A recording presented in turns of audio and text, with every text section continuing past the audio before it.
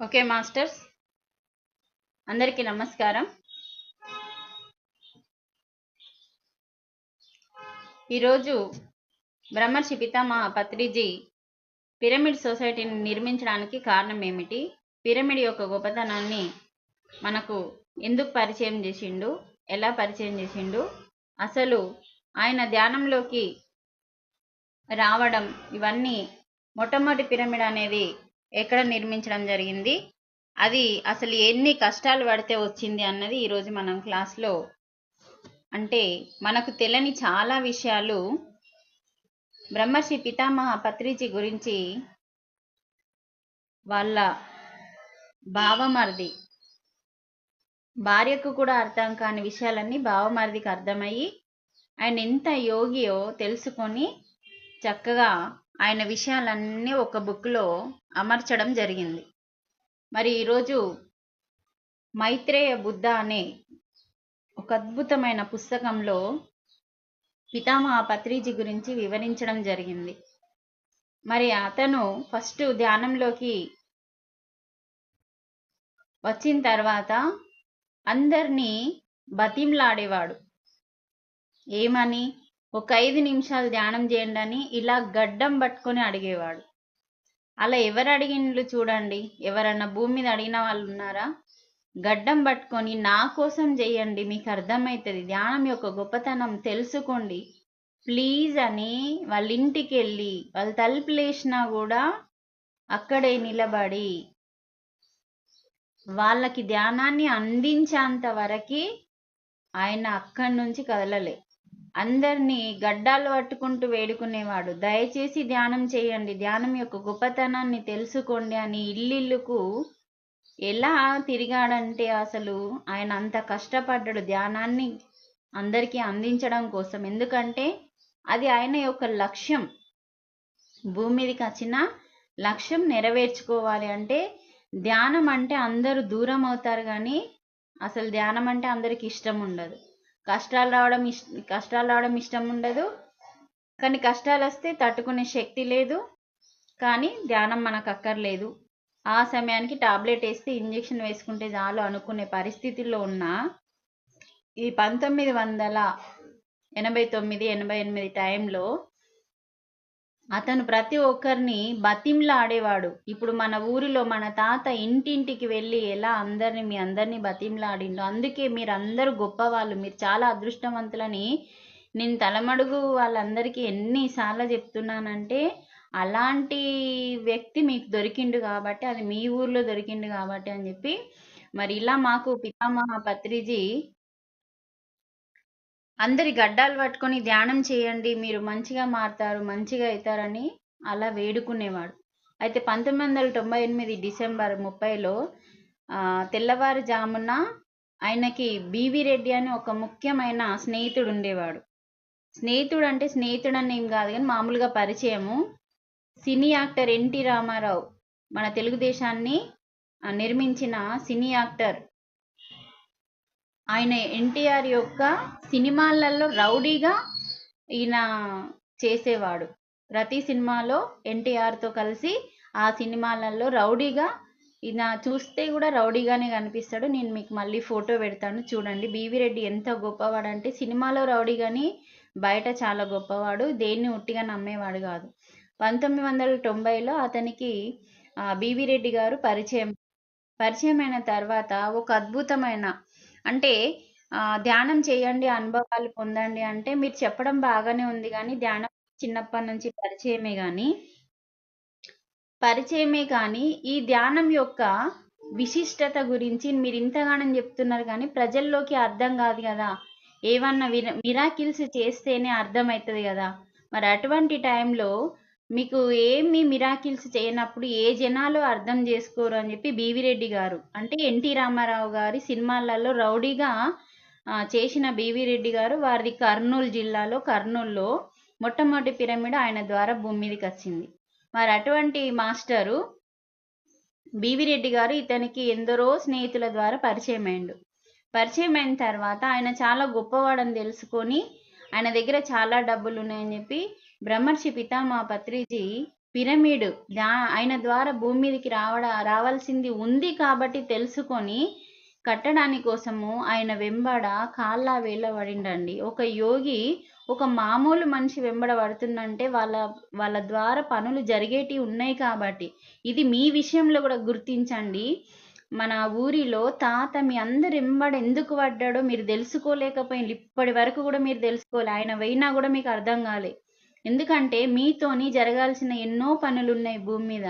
అందుకనే పితామహ పత్రిజీ కూడా వాళ్ళు చేయకపోయినా వాళ్ళకి అర్థమయ్యే రీతిలో వివరించి వాళ్ళ గడ్డాలు పట్టుకొని కాళ్ళు పట్టుకొని అందరినీ ధ్యానంలోకి తీసుకొచ్చి ఒకరోజు తెల్లవారుజామున ఈ బీవీ రెడ్డికి ఏం ధ్యాన అనుభవాలు కానప్పుడు ఎవరు నమ్మరు కదా పత్రిజీ అని అన్నప్పుడు ఒకరోజు తెల్లవారుజామున ధ్యానంలో కూర్చున్నాడు ఇతను. ధ్యానంలో కూర్చున్నప్పుడు ఇతనికి తెలిసిందన్నట్టు ఒక మహోన్నతమైన వ్యక్తి గురించి లోకానికి పరిచయం చేయడానికి ఒక మంచి అనుభవం జరిగిందన్నట్టు ఈయనకి బీవీ రెడ్డి గారికి. అంటే మామూలుగా ప్రకృతి ఏం చేస్తా అంటే లోకంలో పని చేయడానికి పరితపిస్తున్న వాళ్ళ గురించి తెలియజేయడానికి ప్రకృతే సిద్ధమవుతుంది. సిద్ధమైనప్పుడు బీవీ రెడ్డి గారికి ధ్యానంలో యోగానంద అంటే ఒక యోగి ఆత్మకథ ఆ యొక్క గురువు ఎవరైతే ఉన్నారో పరమహంస యోగానంద ఆయన ధ్యానంలో కనిపించిన తర్వాత ఆయన వివరించి చెప్పాడు అన్నట్టు.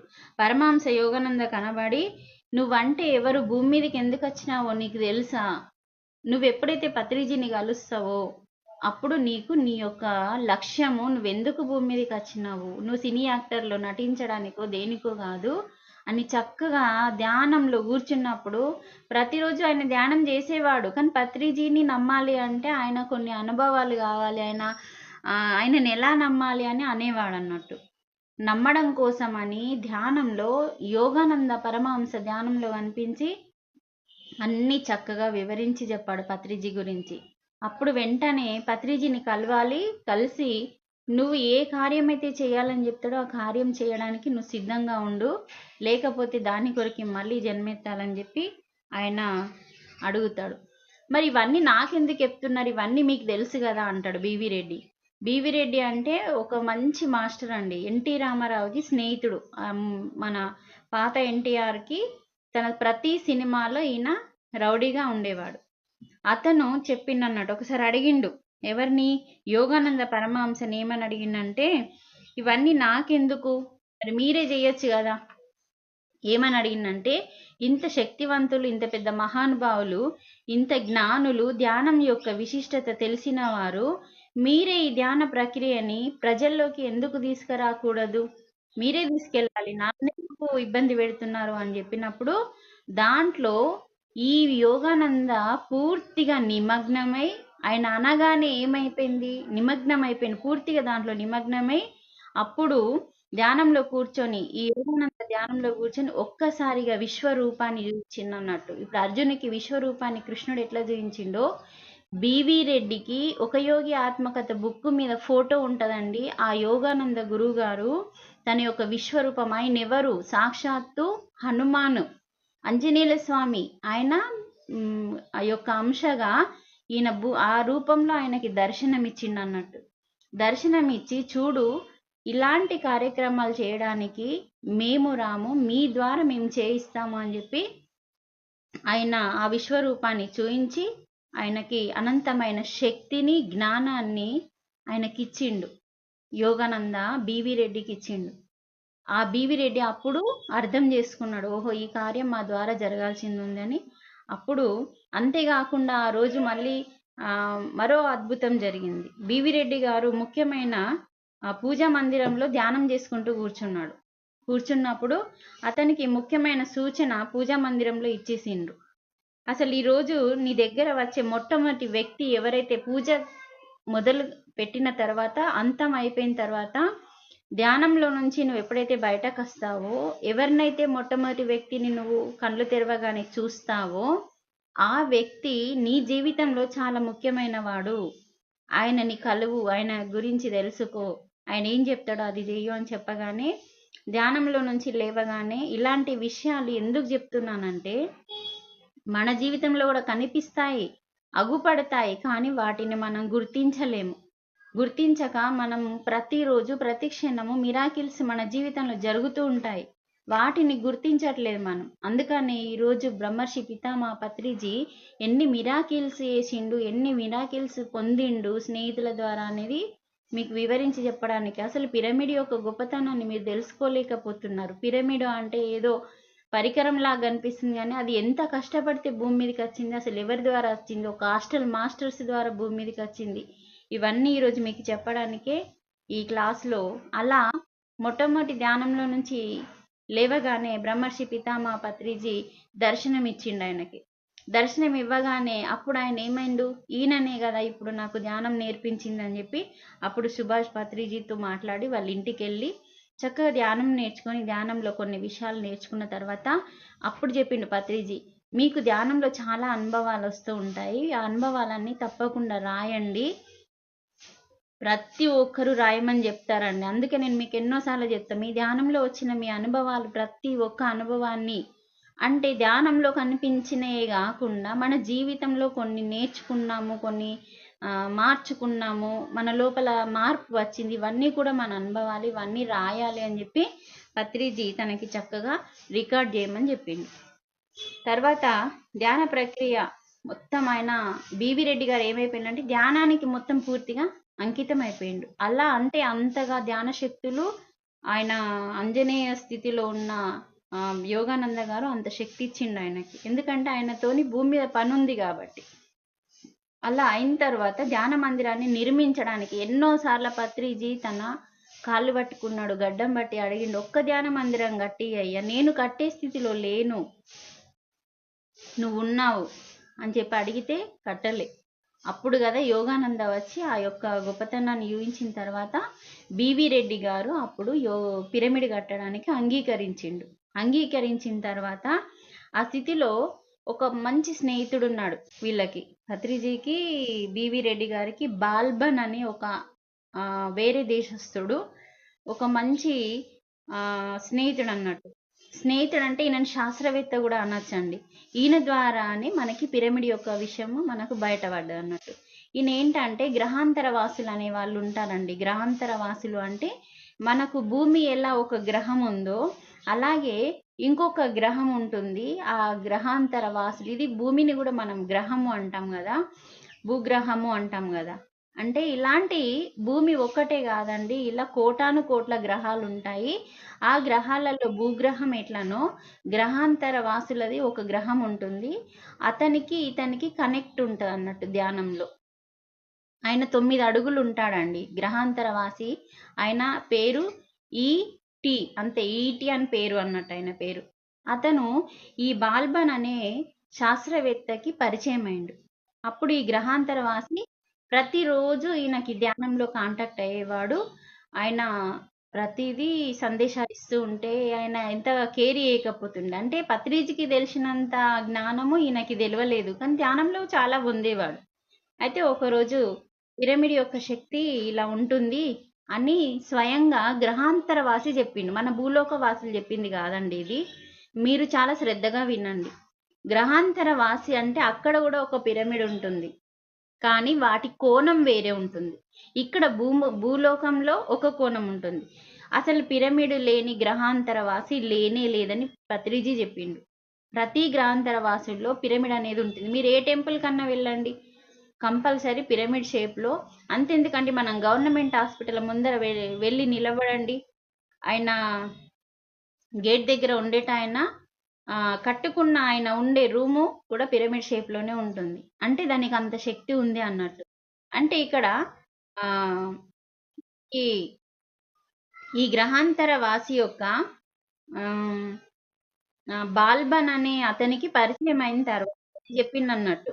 బాల్బన్ ఎప్పుడు చెప్పేవాడు, ధ్యాన మందిరాన్ని కట్టాలనుకుంటున్నాము అని చెప్పిండు. ధ్యాన మందిరాన్ని కట్టాలనుకుంటే ధ్యాన మందిరంగా కాకుండా పిరమిడ్ షేప్ లో కట్టాలి అని చెప్పిందే గ్రహాంతర వాసి అన్నట్టు. ఆ గ్రహాంతర వాసి చెప్పగానే పిరమిడ్ ఎలా ఉంటుందో మాకు తెలియదని చెప్పినప్పుడు ఆయన పిరమిడ్ యొక్క బొమ్మని గీసి ఇచ్చిండు. చూడండి, ఒక గ్రహాంతర వాసి ఇచ్చిన పిరమిడ్ గీసి ఇచ్చిండు, కానీ ఏదో భూలోకంలో ఉన్న మామూలు మనిషో ఇది ఏదో పిరమిడ్ పత్రిజీ వచ్చిన తర్వాత స్టార్ట్ అయింది కాదండి. ఇది పత్రిజీ రాకన్నా ముందు నుంచి ఉన్నది, కానీ మరుగున పడిపోయింది. ఈ పితామహ పత్రిజీ ఏం చేసిండంటే దాన్ని ప్రచారం చేసిండు, అంటే పబ్లిక్ లోకి తీసుకొచ్చిండు. ఇప్పుడు ఒక భూతద్దం ద్వారా మనము ఒక పేపర్ని ఎలా కాల్ చేస్తున్నామో, అలాగే ఒక సూర్యరశ్మి ద్వారా ఒక ఆకు ఏం చేస్తుంది, తనలో సౌరశక్తి ఉంటుంది, ఆకులో శక్తి ఉంటుంది. అంటే ఈ సూర్యకిరణాల ద్వారా ఆ ఆకు ఆహారాన్ని తయారు చేసుకుంటుంది సౌరశక్తి ద్వారా. లేకపోతే చెట్లకి మనం ఏ విధంగా ఇస్తున్నాం? అసలు ఎండాకాలం ఎవరు పోస్తారండి అడవులలో?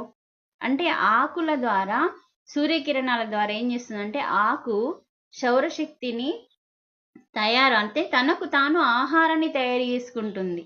అలాగే అలాంటి శక్తులు భూమి మీద ఉన్నాయి కాబట్టి ఈ పిరమిడ్ అనేది ఏం చేస్తుందంటే ఆకే అటువంటి శక్తిని ఆకర్షించినప్పుడు మరి విశ్వంలో ఉన్న విశ్వశక్తి ఈ త్రికోణం అనే 4 ఈ త్రికోణం మనము మ్యాథ్స్ లో గణిత శాస్త్రంలో చదువుకున్నాము చిన్నప్పుడు. త్రిభుజం, ఈ త్రికోణాల ద్వారా విశ్వంలో ఉన్న శక్తి ఒక డిగ్రీ పెట్టడం ద్వారా ఆకర్షిస్తుంది అని చెప్పి మనకి పూర్వం నుంచి ఇది చెప్పడం జరిగింది. దాన్ని గ్రహాంతర వాసులు మనకు పరిచయం చేసిండు. అంటే పిరమిడ్ ఫస్ట్ నుంచే ఉంది కానీ మనకి తెలియదు. పత్రిజీకి దాని గురించి పూర్తిగా అవగాహన వచ్చేంత వరకు పబ్లిక్ లోకి పంపలేదండి. మళ్ళీ చేసిన తర్వాత కూడా ఎన్నో ప్రాక్టికల్ చేసిండు. అప్పుడు గ్రహాంతర వాసి ద్వారా బాల్బన్ ద్వారా పత్రిజీకి పరిచయం అయింది పిరమిడ్. కానీ పత్రిజీ ఫస్ట్ పిరమిడ్ అనే దాని గురించి తనకు తెలియదు. తర్వాత అప్పటికి పత్రిజీ పిరమిడ్ నిర్మాణాన్ని చేపట్టాలని బివి రెడ్డి గారితో తన ఆధీనంలో ఉన్న బంజరు భూమి, చూడండి బివి రెడ్డి గారు కర్నూలు జిల్లాలో ఎంతో రేటుతో ఉన్న ఒక బంజరు భూమిని, అంటే అక్కడ ఏమైందంటే తనకు సంబంధించిన ఎన్నో ఆస్తులు ఉన్నాయి. అప్పుడు ఇక్కడ ఈయన ఏం చేసిండన్నట్టు బంజరు భూమిని నిర్మించడానికి, పిరమిడ్ని నిర్మించడానికి ఆ స్థలాన్నంతా పత్రిజీకి ఆ పిరమిడ్ కోసం ఇచ్చిండు. ఎవరు? బివి రెడ్డి గారు. అలా నిర్మాణాన్ని చిత్రరూపం గీసి పత్రిజీ అద్భుతమైన చిత్రకారుడైన బాల్బన్ గారిని అడిగారు, మరి పిరమిడ్ని గీసివు, మనం పిరమిడ్ కడదామా అని చెప్పి బాల్బన్ గారిని అడిగిండు. కానీ ఆ గ్రహాంతర వాసి చెప్పింది కరెక్టో కాదో అని చెప్పి బాల్బన్ గారు నాకు తెలియదు, పిరమిడ్ అంటే ఎలా ఉంటుందో నాకు తెలియదు అని చెప్పి అన్నప్పుడు పత్రిజీకి అన్నీ తెలిసి నాకు తెలియదు అంటుందని కోపం కచ్చి టేబుల్ పైన ఉన్న పేపర్ని పెన్నుని తీసుకొని బ్రహ్మర్షి పితామహ పత్రిజీ, ఈయనకి ఏం జరిగిందో అన్ని విషయాలు తెలుస్తాయి పత్రిజీకి. ఈయనకి రావడము, ఈయన పిరమిడ్ చూపించడం అన్ని విషయాలు తెలిసినాయి కాబట్టి బాల్బన్ అడుగుతాడు. అప్పుడు ఆయన ఏమి చూపించకపోతే ఆయనకి పూర్తి అవగాహన లేదు అక్కడ, ఈయనకేమో అవగాహన ఉంది. అప్పుడే పేపర్ తీసుకొని ఒక పిరమిడ్ యాంగిల్ గీసి అక్కడ పెన్ను పేపర్ పెట్టేసి కోపంతో బయటకు వెళ్ళిపోతాడు పత్రిజీ. వెళ్ళిపోయిన తర్వాత మళ్ళీ ఈ గ్రహాంతర వాసి అక్కడికి వస్తాడు, బాల్బన్ దగ్గరికి వస్తాడు. ఇది ఎవరు గీసిండ్రు అని చెప్పి అడిగినప్పుడు పత్రిజీ గీసిండు, ఇది మేము ఇలా కట్టాలనుకుంటున్నాము అని అన్నప్పుడు అప్పుడు చక్కగా మళ్ళీ ఆ పిరమిడ్ షేప్ని ఎలా కట్టాలి, ఎలా నిర్మించాలి, ఏ కోణం పెట్టాలి, ప్రతిదీ తూచా తప్పకుండా ఈవి అనే గ్రహాంతర వాసి 9 అడుగులు ఉంటాడు, అతను చక్కగా వాళ్ళకి గీసి చూయించి వాళ్ళకి ఆ పిరమిడ్ నిర్మాణాన్ని చేయడానికి ఇలా చేయండి అని చెప్పి చేసి బాల్బన్ గారికి చెప్పి వెళ్ళిపోయింది. వెళ్ళిపోయిన తర్వాత గోడ మీద మొత్తం చిత్రపటాలు వేసి సినిమా లాగానే, సేమ్ సినిమాలో చూస్తే ఎలా కనిపిస్తే అంత చక్కగా, గ్రహాంతర వాసి కదండి, ఎలా అంటే అలా గీయగలుగుతారు వాళ్ళు, అలా చక్కగా అద్భుతంగా గీసి వెళ్ళిపోతారు. వెళ్ళిపోయిన తర్వాత పిరమిడ్లో ఎంతో శక్తి ఉంది అని కూడా బాల్బన్ గారికి ఈ గ్రహాంతర వాసి చెప్పిండు. పిరమిడ్ శక్తి అనేది మనం ఎప్పుడైతే ఉపయోగించుకుంటామో దాన్ని బట్టి ఉంటుంది. పిరమిడ్ శక్తి ఉంది, ఎందుకంటే దాని ఆకారము, కోణాలు ఇవి చాలా ఇంపార్టెంట్ అని చెప్పిండు. దాని ఆకారము స్లాబ్ లాగా కాకుండా కూన ఇండ్ల లాగా గౌరమ్మ షేప్ లాగా ఉంటుంది.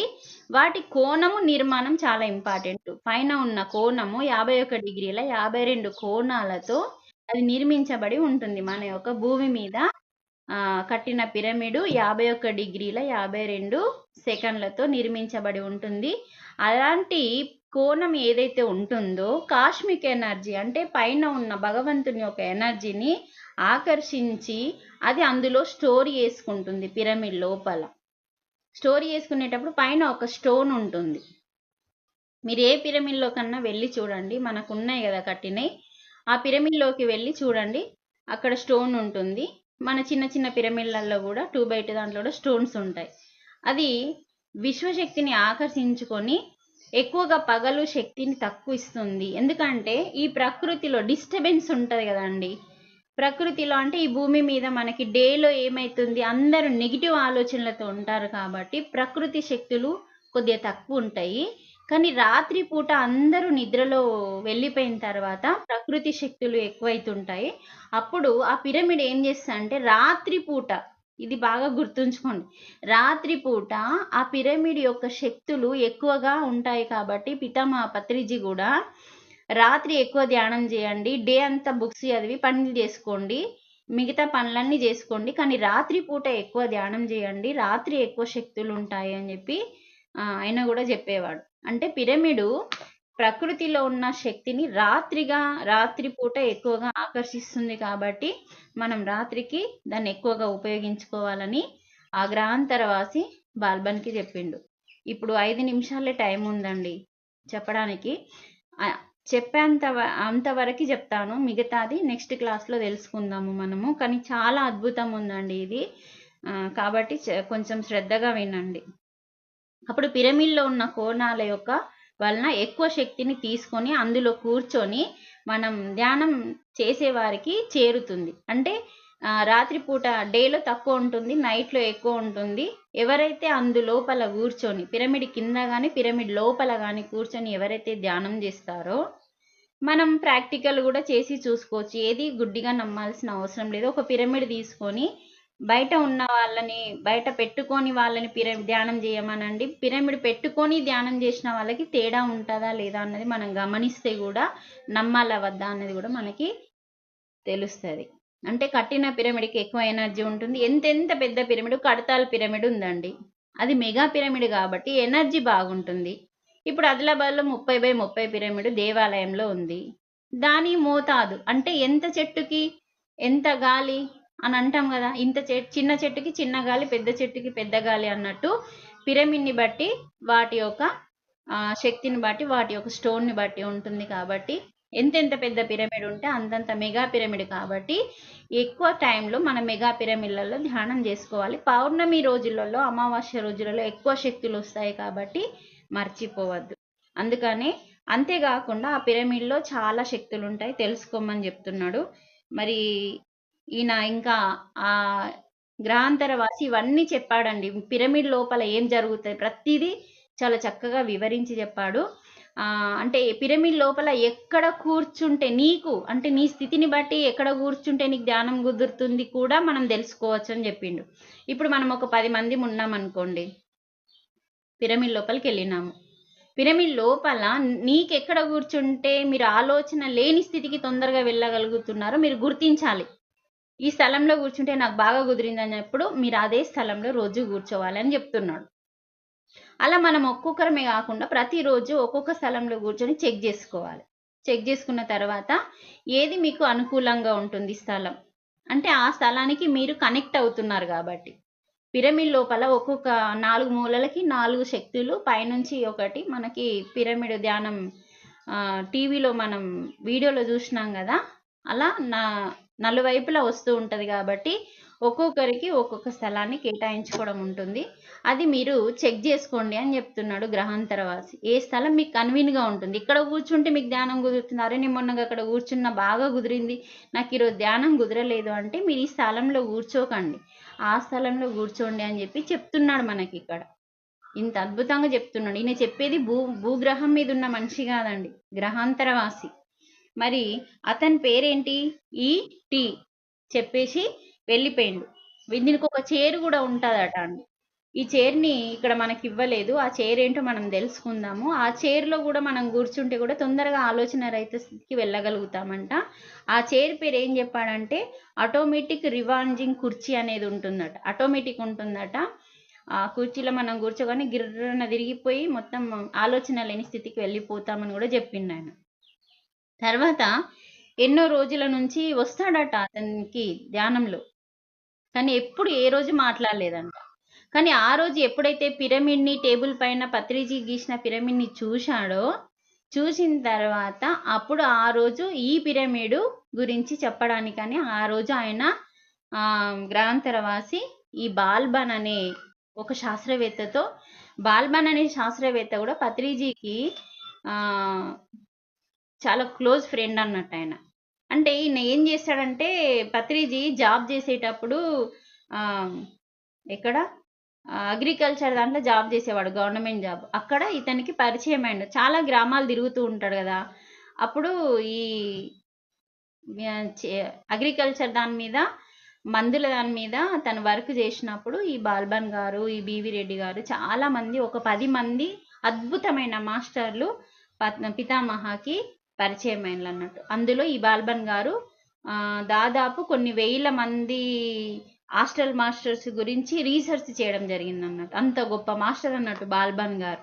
అందుకే అతను మామూలు మనిషి కాదండి, శాస్త్రవేత్త అని నేను చెప్తున్నాను, కానీ ఆధ్యాత్మిక సైంటిస్ట్ అన్నట్టు ఆయన. ఆయనకి మాత్రమే గ్రహాంతరవాసి కనబడేవాడు, కానీ మిగతా వాళ్ళకి ఎవరికి కనిపించేవాడు కాదు. తర్వాత మరుసటి రోజు పత్రిజీ రావడంతోనే బాల్బన్ గారు ఆతృతగా నాకు గ్రహాంతరవాసి ఇలా ఇచ్చాడు అని చెప్పి ఆ నిర్మాణం యొక్క చిత్రపటాన్ని పత్రిజీకి, బీవీ రెడ్డి గారికి చూపించగానే బీవీ రెడ్డి గారు, పత్రి గారు మన హైదరాబాద్లో ఉన్న గ్రంథాలయానికి వచ్చిండ్రు. అంటే ఇది మేము తర్వాత మాట్లాడతాం దీని గురించి అని చెప్పి బాల్బన్ గారికి చెప్పి వీళ్ళిద్దరు కలిసి హైదరాబాద్కు, కర్నూలు నుంచి హైదరాబాద్కు వచ్చి ఇది ఎంతవరకు కరెక్ట్, గ్రహాంతరవాసి చెప్పినది ఆల్రెడీ కరెక్టే ఉంటుంది, మళ్ళీ ఒకసారి చెక్ చేయడానికి గ్రహాంతరవాసులు రాసిన పుస్తకాలు ఉంటాయండి మన దగ్గర. మన భారతదేశంలో ఉన్నంత జ్ఞానం ఎక్కడ లేదు కాబట్టి మనకి గ్రంథాలయంలో చాలా బుక్స్ ఉంటాయండి. అందులో దీని గురించి తెలుసుకోవడానికి హైదరాబాద్ వచ్చిండ్రు. వచ్చి వీళ్ళిద్దరూ 7 ఇంజనీర్లని దగ్గరికి వెళ్ళారు. ఒక్కరి దగ్గరికి వెళ్ళలేరండి. ఇంకొకరు ఏం చెప్తారని చెక్ చేయడానికి ఇది ఎంతవరకు, ఎందుకంటే ఇది పబ్లిక్లోకి తీసుకెళ్ళాలి, సత్యమై ఉండాలని చెప్పి 7 ఇంజనీర్లని కలిసి వీళ్ళిద్దరు పత్రిజీ గురుగారు, బీవీ రెడ్డి గారు, ఇలా 7 ఇంజనీర్లని కలిసి చక్కగా ఇది కరెక్టే అని తెలుసుకొని అప్పుడు ఏం చేసిండంటే, ఇంకంతే చాలు ఆ విషయం తెలగానే వెంటనే కర్నూలుకి వచ్చేసి బీవీ రెడ్డి గారు ఏం చేసిండు, 1991 జనవరి 1 అండి. ఆ రోజు ఎంత అద్భుతం జరిగిందంటే చూడండి, ఒక ముస్లిం సమీర్ బాబా అనే ఒక మహానుభావుడు అక్కడ సమాధి ఉన్నాడంట. ఎవరు? బీవీ రెడ్డి ఇచ్చిన స్థలంలో. సమీర్ బాబా గారు అంటే ఒక ముస్లిం, ఒక యోగి, ఒక మహాయోగి 300 సంవత్సరాల క్రితం ఆయన ఆస్ట్రల్ బాడీతో, అంటే ఈ బాడీ లేదు, ఫిజికల్ బాడీ లేకుండా ఆస్ట్రల్ బాడీతో ఆ భూమిలో అక్కడ నిక్షిప్తమై ఉన్నాడు అని చెప్పి ఇక్కడ మనకి ఎట్లా తెలిసిందంటే 1991లో జనవరి 1 రోజు పునాది వేయడానికి ఒక రాయి వేసిండ్లంట. దాంట్లో చాలా అద్భుతాలు జరిగినాయి. అంటే ఈ సొసైటీలో ఫస్ట్ పిరమిడ్ కట్టినప్పుడు చాలా అద్భుతాలు జరిగినాయి. అయితే ఆ పిరమిడ్ ఎంత శక్తివంతంగా ఉందో మేము ఒక్క రోజే వెళ్ళి ఒక్క 10 నిమిషాలే ధ్యానం చేసినాం, కానీ చాలా అద్భుతం అనిపించింది.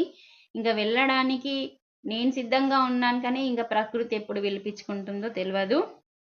మరి అక్కడ పునాది రాయి వేసి ఇలా వేయడం జరిగింది. జరిగిన తర్వాత ధ్యాన మందిరం నిర్మాణానికి పునాది రాయి వేయగానే అక్కడ ఏమైందంటే అందులో నుంచి పొగలు వచ్చినాయంట రాయి నుంచి. అంటే పునాదికి మనం లోతులు దవ్వి అన్ని వేస్తాం కదా, రాయిలు వేస్తాం కదా పునాది కోసం. ధ్యాన మందిరం నిర్మించడానికి పునాది రాయి వేసినప్పుడు చుట్టూ ఉన్న పత్రిజీ దంపతులు వాటిని చూసి ఆశ్చర్యపోయారు. అంటే ఉదయం 6 గంటలకే పునాదిని కట్టినప్పుడు దాంట్లో నుంచి పొగ మంచు వచ్చిందంట. ఇప్పుడు మనకి పొగ మంచు అంటే మనం హిమాలయాలకి కొండ ప్రాంతాలకి వెళ్ళినప్పుడు మేఘాలు పొగ మంచులాగా ఎలా కనిపిస్తాయండి, అలాంటి పొగ మంచు ఆ రాయిలో నుంచి ఆ యొక్క లోపల నుంచి బయటకు వస్తుందంట. ఇలా రాగానే కాస్త ఆపేసిండ్రు వాళ్ళు పనులన్నీ ఆపేసి, ఇదేం జరుగుతుంది, ప్రకృతి మనకేం సందేశం ఇస్తుంది అని చెప్పి తెలుసుకోవడానికి ఆపేసిండ్రు. అక్కడ ఒక సీనియర్ పిరమిడ్ మాస్టర్ అని సత్యనారాయణ అని ఒక గ్రేట్ మాస్టర్ తర్వాత రోజు ధ్యానంలో కూర్చొని ఇక్కడ ఎందుకు ఇలా జరుగుతుంది, మాకు ప్రకృతి సందేశం ఇవ్వాలి, ఎందుకంటే మేము లోక కళ్యాణం కోసం ధ్యాన మందిరాన్ని కట్టాలనుకుంటే ఇలా వచ్చింది, ఇది ఏ సందేశం, మేము ఎలా తీసుకోవాలని చెప్పి ధ్యానంలో కూర్చుండి. ధ్యానంలో దేనినైనా తెలుసుకోవచ్చు అని చెప్పి ఇక్కడ మనకు సత్యనారాయణ గారు ఈ పొగ మంచు ఎందుకు వచ్చింది, మరి మేము ప్రకృతికి విరుద్ధంగా వెళ్తున్నామా, ప్రకృతికి సహజంగా వెళ్తున్నామా అని తెలుసుకోవడం కోసమని మరి ఏం నిర్ణయించింది తెలియదు కదా అని చెప్పి సత్యనారాయణ గారు పిరమిడ్ మాస్టరు కూర్చున్నప్పుడు సమీర్ బాబా అనే యోగి అన్నట్టు, ఒక ముస్లిం యోగి అండి, చూడండి మనకు ముస్లిం యోగి, మనమేమో ముస్లింలేమో ఇప్పుడు వేరేలాగా భావిస్తారు, కానీ ఒక ముస్లిం యోగి 300 సంవత్సరాల క్రితం శరీరాన్ని అంటే తన సమాధి అయిండు, అక్కడ శరీరాన్ని వదిలిపెట్టి ఆ స్థలంలో హాస్టల్ మాస్టర్స్ గా, అంటే ఇప్పుడు మనం బాబా సినిమా చూసాం, గుర్తుందా అండి, రజనీకాంత్ గారిది సినిమా చూసాం కదా, ఆ సినిమాలో మనకి మహావతార్ బాబాజీని చూపిస్తారు, అతను శరీరంతోనే ఉన్నాడు కానీ మనకి శరీరంని చూపించకుండా మామూలుగా ఇట్లా హాస్టల్ గా చూపిస్తారు. అలా మనకి ఇక్కడ ఈ సమీర్ బాబా గారు ఆ స్థలంలో 300 సంవత్సరాల నుంచి హాస్టల్ బాడీతో, అంటే విశ్వం సంబంధించిన బాడీ ఉంటుందండి, మనకి 7 శరీరాలు ఉన్నాయి కదా, ఇది ఫిజికల్ బాడీ, అది హాస్టల్ బాడీ అంటాం. అందుకే మనం ధ్యానంలో కూర్చున్నప్పుడు పితామా పత్రిజీ ఇప్పుడు మనకు శరీరంతో ఫిజికల్ గా లేడు కానీ హాస్టల్ గా పనులన్నీ చేపించేది అతనే. అందుకని ఇక్కడ మనం హాస్టల్ బాడీ అంటే ఏంటిదంటే మనకి ఆనందమయ కోశం తర్వాత, అంటే 5వ శరీరం తర్వాత మనకి అన్నమయ కోశం, మనోమయ కోశం, తర్వాత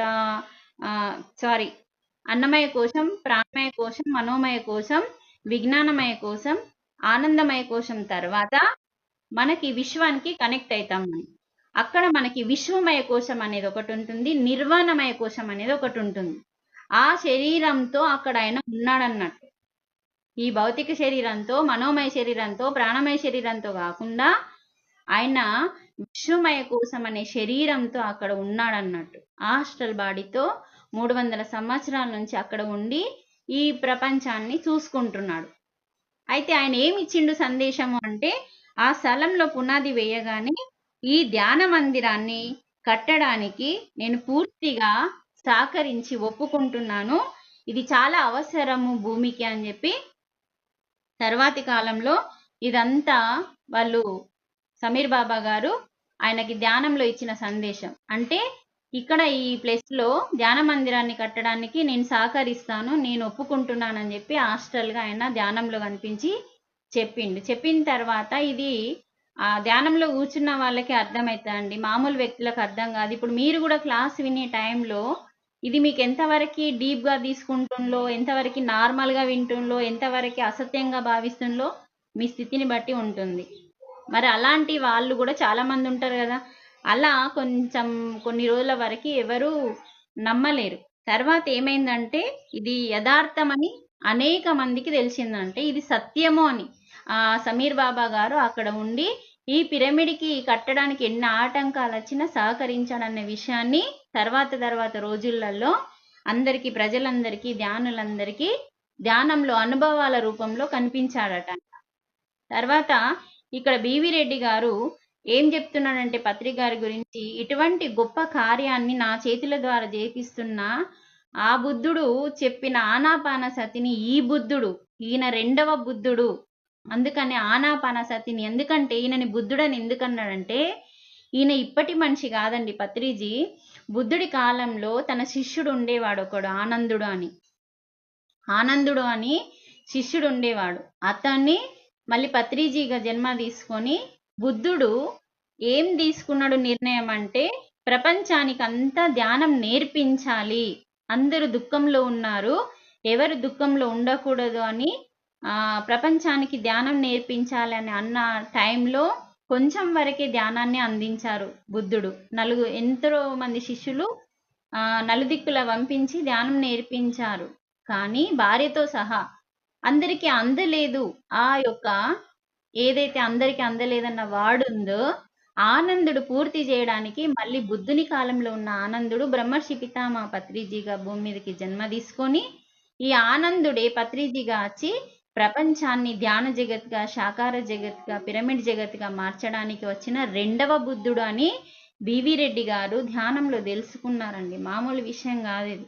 అలా తెలుసుకొని ఇతనే రెండవ బుద్ధుడు, ఈయన ఏం చెప్తే మనం అది చేద్దాము, ఈ సొసైటీని మనం ముందుకు తీసుకెళ్దామని చెప్పి తను కంకణం కట్టుకున్నాడు. ఈ సత్యవాకుల్ని ప్రజల్లోకి తీసుకెళ్దామని చెప్పి అప్పుడు ఈ ప్రక్రియలన్నీ స్టార్ట్ చేయడం జరిగింది. తర్వాత విద్య లేకపోయినా సరే ఈ వివి రెడ్డి గారు ఏం చెప్తుందంటే, ఒక పిల్లవాడికి, ఒక అమ్మాయికి, ఒక అబ్బాయికి స్కూల్లో చదివించే ఆ విద్య లేకపోయినా సరే కానీ మనిషికి అవగాహన అంటే ప్రాథమిక అవగాహన, ఆధ్యాత్మిక అవగాహన, ఎలా బతకాలి, ఎలా మోసపోకూడదు అన్న విషయాలు అవగాహనతో తెలుసుకునే శక్తి కావాలి.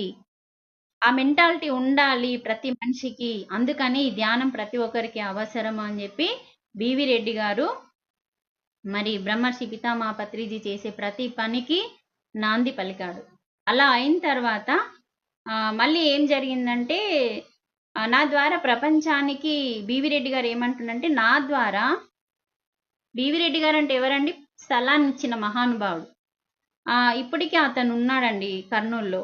నా ద్వారా ఈ ప్రపంచానికి ప్రకృతి పరిచయం చేయడం అనేది నా జన్మకు ఎంతో, నేను ఈ జన్మ ఏమీ కోరికలు లేవు, ఇటువంటి గొప్ప కార్యాన్ని ప్రకృతి నా ద్వారా ఎంచుకుంది కాబట్టి మొట్టమొదటి పిరమిడ్ భూమి మీద నా ద్వారా వస్తుంది, నాకెంతో తృప్తి ఉంది, ఈ ఆనందం నాకు చాలు, ఇంకా ఏమి కోరికలు లేవు, ఇంకేమి అవసరం లేదు అని తన్మయత్వంతో ఆయన సనవి అంటే ఎంతో శరణాగతితో బ్రహ్మర్షి పితామహ పత్రిజీకి ఆ మాస్టర్లందరికీ తెలియజేశాడండి బివి రెడ్డి గారు.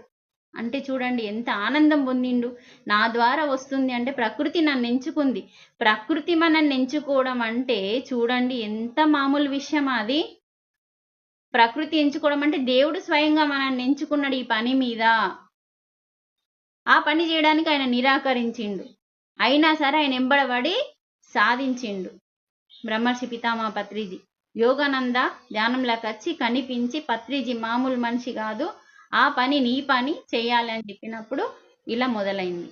తర్వాత అప్పటి పత్రిగారి త్యాగం, ఆయన త్యాగం గురించి చెప్తున్నా. ఆయన ఏం త్యాగం చేసిండంటే 10,000 రూపాయలకి ఆయన గవర్నమెంట్ జాబ్ చేశాడండి. అప్పుడు ఆ ప్రభుత్వం దాంట్లో జాబ్ చేస్తే 10,000 రూపాయలు వస్తే 5,000 పుస్తకాలు కొనడానికి 5,000 మాత్రమే ఇంటికి ఇస్తే కుటుంబానికి సరిపోతాయండి. ప్రతి ఒక్క ధ్యానిని ఇంటికి తీసుకెళ్లడం, టిఫిను, భోజనాలు, తినుడు, తాగుడు, తెల్లందాక డిస్కషన్లు, ధ్యానం గురించి ఇంకేం చేయాలి, ఇంకా ముందుకెళ్ళాలి, ఒక బుక్ రావాలి, ఇలాంటి ఎన్నో డిస్కషన్లకి తన జీవితాన్ని, తన కుటుంబాన్ని పనంగా పెట్టిన మహానుభావుడు పత్రిజీ అని చెప్పి బివి రెడ్డి గారు మనకు పరిచయం చేస్తున్నాడు అతన్ని. తర్వాత పిల్లలు చిన్నగా ఉన్నా వాళ్ళ సంతోషాలని, వాళ్ళ యొక్క విచారాలని ఏమిటిని పట్టించుకోకుండా పత్రిగారు ఈ లోకం కోసం, లోకంలో ఉన్న దుఃఖాన్ని తొలగించడం కోసం వచ్చిన కార్యం మీద చేయాల్సిన పని ఇదే కానీ అది కాదు అని చెప్పి, ఎంత కష్టం వచ్చినా హాస్టల్ మాస్టర్స్ వాళ్ళు చూసుకుంటారు, వాళ్ళ పని నేను చేస్తున్నా అని చెప్పి చక్కగా వివరించి మరి చెప్పి ఆయన ఒక గొప్పతనాన్ని, తన జీవితంలో ఎన్నో విషయాలని మరి ధ్యానానికి, ప్రచారానికి అంకితం కావడం అనేది మామూలు విషయం కాదని చెప్పి మరి చెప్పిన తర్వాత పిరమిడ్ నిర్మాణానికి కార్యక్రమం చేపట్టిన తర్వాత మహాయోగి ఆయన కాశీరెడ్డి అని ఇంకొక మాస్టర్ పరిచయం అయ్యిండు వాళ్ళకి. చూడండి ప్రకృతి ఎటువంటి వాళ్ళని పరిచయం చేస్తున్నారు. సమీర్ బాబా అయిన తర్వాత కాశీరెడ్డి నాయన అని ఒక మహానుభావుడు. ఆయన సమీర్ బాబా హిమాలయ పర్వతాలలో ధ్యానం చేస్తున్నప్పుడు ఈ కాశీ నాయన 7 సంవత్సరాల నుంచి హిమాలయాల్లో ఉండేవాడంట. ఇతను చాలా దగ్గర పరిచయం అన్నట్టు. కాశీ నాయన సమీర్ బాబాకి శిష్యుడండి. ఒక ముస్లిం యోగికి ఒక బ్రాహ్మణుడు యోగి అండి. ఇక్కడ చూడండి కాశీ నాయన 7 సంవత్సరాలుగా ఉన్నప్పటి నుంచి ఆయన పరిచయం అన్నట్టు సమీర్ బాబా గారు. అలా ఇప్పుడు సమీర్ బాబా గారి గురించి చక్కగా యోగి 300 సంవత్సరాల క్రితం కాస్మిక్ బాడీలో ఇక్కడ సెటిల్ అయిపోయాడండి. మరి ఆ యోగికి కాశీరెడ్డి తాతగారు అనుబంధం చెప్పారు. శ్రీశైలం అడవుల్లో తపస్సు చేసినప్పుడు, హిమాలయ పర్వతాలలో తపస్సు చేసినప్పుడు, అప్పుడు 300 సంవత్సరాల క్రితం శ్రీశైలం అడవులు చాలా దట్టంగా ఉండేవి. ఇప్పుడంటే కొంచెం కొట్టేస్తున్నారు కాబట్టి అక్కడ బాగా డేంజర్గా ఉంటుందండి. అటువంటి టైంలో సమీర్ బాబా గారు, కాశీనాయన గారు తపస్సు చేశారు. కాశీనాయన అంటే ఎవరంటే సదానంద యోగి అంటేనేమో బ్రహ్మర్షి పితామహ పత్రిజీకి ధ్యానం నేర్పిన గురువు గారు. ఆయన బనగానపల్లి అంటే వీరబ్రహ్మం గారు కాలజ్ఞానాన్ని గుహలలో రాసిన బనగానపల్లికి దగ్గరలో కర్నూలు జిల్లాలో నందవరం అనేది ఉంటుందండి. నందవరంలో తను సమాధైంది. ఇప్పుడు సదానంద యోగి గారు మన పత్రిజీకి గురువు గారు.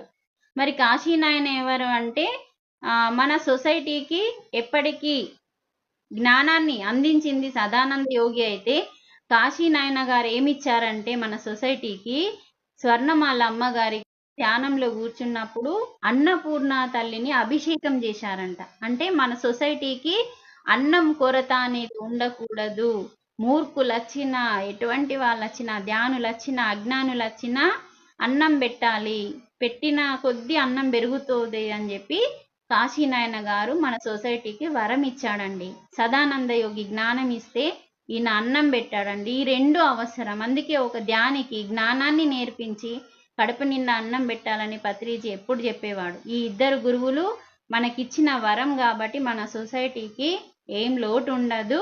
అందుకని ఈ యొక్క సొసైటీలో జరిగే కార్యక్రమాలకి మనం ఎప్పుడైతే భాగస్వాములం అవుతామో మన జన్మల నుంచి చేసుకున్న పాపాలన్నీ దగ్ధమవుతాయండి. ప్రతి అన్నదానానికి మనం అందించాలండి. మనం ఎంత అందిస్తామన్నదే ముఖ్యం, కానీ ఇంత అందియాలా అంత అందియాలా అన్నది కాదండి. ఎంత హృదయపూర్వకంగా నువ్వు 10 రూపాయలు ఇచ్చినా, నువ్వు ఒక 100 రూపాయలు ఇచ్చినా, ఒక్క పూటకి ఒక మనిషికి భోజనాన్ని అందించినట్టే అని చెప్పి పితామహ పత్రిజీ చెప్పడం జరిగింది. తర్వాత మనకు 2091లో పిరమిడ్ నిర్మాణం స్టార్ట్ అయితే 2092లో ఈ పిరమిడ్ అనేది పూర్తయిందండి. ఒక సంవత్సరం పాటు సమీర్ బాబా గారు హాస్టల్ మాస్టర్స్గా వచ్చి ఆ యొక్క పిరమిడ్ నిర్మాణం కంప్లీట్ అయ్యేంత వరకు ఏ ఆటంకాలు రాకుండా, వచ్చిన ఆటంకాలని ధ్యానంలో క్లియర్ చేసుకోవడానికి వీళ్ళకి సలహాలు ఇస్తూ ఈ పిరమిడ్ నిర్మాణాన్ని బివి రెడ్డి గారి సారథ్యంలో మొట్టమొదటి pyramid Kurnool pyramid BV Reddy గారి ద్వారా మరి మన పిరమిడ్ సొసైటీకి 1992లో మనకి పూర్తయిందండి. మరి ఇలాంటి నిర్మాణం మొదలుపెట్టిన నుంచి పత్రిజీ సార్ కానీ స్వర్ణమాల గారు దగ్గరుండి ఈ పనులన్నీ చూసుకొని ఈ పిరమిడ్ నిర్మాణం కోసం ఎందరి కాళ్ళు పట్టుకున్నారో విరాళాల కోసం. అంటే ఆ ప్లేస్ ఇచ్చిందే కాకుండా మళ్ళా పిరమిడ్ కోసం, మరి పిరమిడ్ ఎలా కట్టారో తెలుసా అండి? భూమి లోపల నుంచి పిరమిడ్ కట్టారు. ఇప్పుడు కడతాల్ పిరమిడ్, ఆదిలాబాద్ పిరమిడ్స్ ఎలా ఉన్నాయంటే భూమి పైన ఉన్నాయి, లేకుంటే భూమికి హైట్లో ఉన్నాయి. కానీ కర్నూలులో పిరమిడ్ ఎలా ఉంది అంటే భూమి లోపలికి దిగాలి మనం. అంటే ఇప్పుడు మనకి అండర్ గ్రౌండ్ అంటారు కదా, అలా అండర్ గ్రౌండ్ వేసి కిందికి దిగి మనం పిరమిడ్ లోపలికి వెళ్ళాలి. ఎంత అద్భుతమైన పిరమిడ్ అంటే అలాంటి అద్భుతమైన పిరమిడ్ని మనం దర్శించి దాంట్లో ధ్యానం చేయాలి. కొన్ని రోజులు 1, 2, 3 రోజులన్నా ఉండాలి అండి అక్కడ. అయితే ఇప్పుడు స్వర్ణమాల మేడం గారు ఈ గురు పౌర్ణమికి అంటే పత్రిజీ యొక్క గురువు గారు నందవరంలో కర్నూలు డిస్టిక్లో ఉన్నారు కాబట్టి ఇప్పుడు పత్రి మేడం గారి ఆ కర్నూలు జిల్లాకి వెళ్తున్నారు. అక్కడ నందవరంలో సమాధి దగ్గర మరి కార్యక్రమం జరుగుతున్నది. మరి ఈ బనగానపల్లికి పక్కలోనే ఉంటుందండి. బనగానపల్లి నుంచి మనం వెళ్తాము. ఈ కర్నూలు పిరమిడ్ని మనం ఖచ్చితంగా దర్శించాలండి.